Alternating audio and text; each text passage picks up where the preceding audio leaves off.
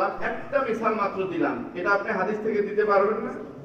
যোগ্য একজন লেখকের আপনি এটা তারা বলবেন যে আল্লাহ রাসূলের কাছে বায়াত হওয়ার কারণে, বায়াত হয়ে তখন চিকিৎ ধরছে, দুনিয়ার জমি থেকে সে কি আল্লাহ রাব্বুল আলামিনের সেই সৃষ্টি করা আধ্যাত্মিক জগৎ, যেই জান্নাত মানুষ কোনোদিন দেখে নাই, জাহান্নাম দেখে না, আল্লাহর আরশ কুরসি কলম দেখে নাই, জিকিরের মাধ্যমে সেই জিনিস দেখা সম্ভব হয়েছে। সুবহানাল্লাহ। বাঙালি কবি, আমাদের জাতীয় কবি কাজী নজরুল ইসলাম লিখছেন, যার নামে আব্বা হুজুর হজ করে দিয়েছে। কেন দিয়েছে?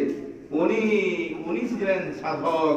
উনি লিখছে, আর দাম জপে যেমন কালমা যে জন, আর দাম জপে যেমন কালমা যে জন, খুদাই তত্ত্ব তার রহে না গোপন। উনি বাঙালি। এটা হচ্ছে হাদিসের কথা, আর এটা হচ্ছে ওইটা বললাম হাদিসের কথা, এটা হচ্ছে বাঙালি বাংলা লেখকের কথা। উনি কই পাইছে এই কথা? উনি কই পাইছে এই কথা? উনি কেন মানিকগঞ্জের পীর, কেন কাজী নজরুল ইসলামের নামে হজ করে দেয়? আপনার আমার নামে তো হজ করলো না, তার নামে যে কবিত্বটা, যে কবিত্ব তিনি মাত্র ক্লাস 5-8 পর্যন্ত পড়াশোনা করে ওনার লিখিত কিতাবাদি সেই পিএইচডি ডক্টর পর্যন্ত পড়ানো হয়।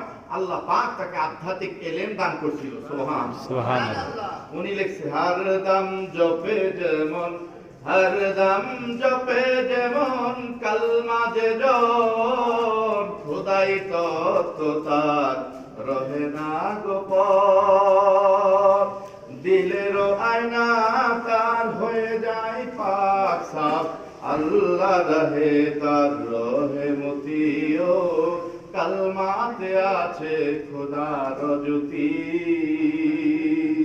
কালমাতে আছে খোদার জ্যোতি। উনি এটা লিখে গেছেন। হ্যাঁ, কাজী নজরুল ইসলাম। জোরে বলি সুবহানাল্লাহ।